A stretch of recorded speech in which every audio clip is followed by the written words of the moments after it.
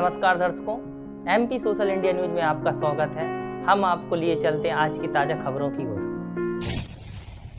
Monday mega story, धार्मिक कानूनों को अंग्रेजों तक ने नहीं छुआ, अंबेडकर को इस्तीफा देना पड़ा, फिर भी मोदी सरकार क्यों अड़ी है।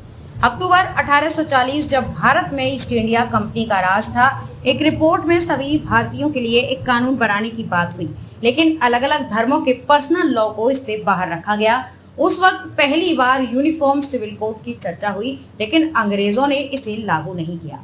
अगस्त 1947 में भारत आजाद हुआ। अंबेडकर नहीं चाहते थे कि सभी धर्मों के लिए अलग अलग पर्सनल लॉ हो। संविधान सभा में यूसीसी पर लंबी बहस हुई, इसे डायरेक्टिव प्रिंसिपल्स में डाल दिया गया, लेकिन कानून नहीं बनाया जा सका।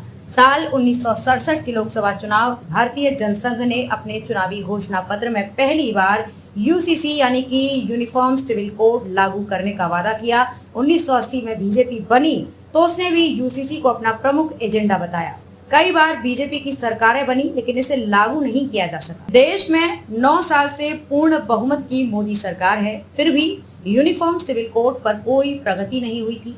लेकिन कुछ दिनों से सरकार बेहद आक्रामक है। लॉ कमीशन का सुझाव मांगना, पीएम मोदी का बयान और संसदीय स्थायी समिति की बैठक इसकी वानगी है। संविधान सभा की बहस में यूसीसी के विरोध में तर्क।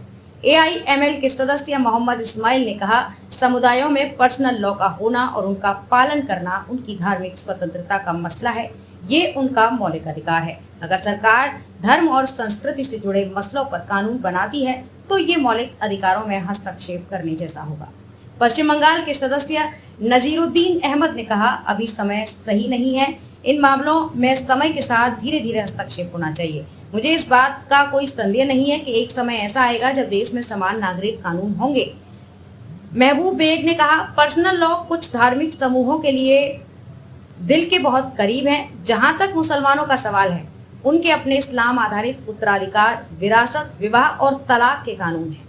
हसरत मोहानी ने कहा, अगर कोई सोचता है कि वो मुसलमानों के निजी कानूनों में हस्तक्षेप करेगा तो मैं उससे कहना चाहूंगा कि नतीजा बहुत ही भयानक होगा। संविधान सभा की बहस में यूसीसी के समर्थन में तर्क। केएम मुंशी ने कहा, यूनिफॉर्म सिविल कोड देश की एकता को कायम रखने और संविधान के धर्मनिरपेक्ष चरित्र को बनाए रखने के लिए जरूरी है। विरासत, विवाह आदि का पर्सनल लॉ से भला क्या लेना देना। इस कानून से जितना मुस्लिम प्रभावित होंगे, उतना ही ये हिंदुओं को भी प्रभावित करेगा। ये प्रावधान मौलिक अधिकारों के खिलाफ नहीं है, बल्कि इस संविधान में प्रस्तावित मौलिक अधिकारों की रक्षा का प्रावधान है।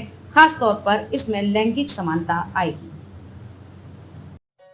साईं आशीष बैटरी एवं ट्रेडर्स, आपकी खुशियों का शोरूम। हमारे यहाँ उकाया, Exide, Luminous power zone, Livguard, Microtek battery और इन्वर्टर के साथ सीसीटीवी कैमरा फुल वारंटी में उपलब्ध है।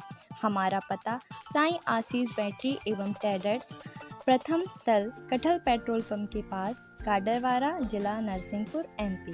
संपर्क सूत्र 9009641853। आज की तमाम खबरों के लिए बस इतना ही।